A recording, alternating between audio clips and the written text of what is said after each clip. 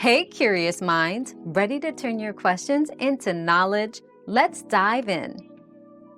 Mildew smells in your washing machine come from trapped moisture and soap residue, which encourage mold growth. To fix this, always leave the door open after washing to let it dry. Clean the detergent drawer and rubber seal with vinegar and baking soda regularly. Running a hot wash cycle with vinegar removes buildup and keeps your machine smelling fresh. We've quenched today's curiosity, but there's always more to learn.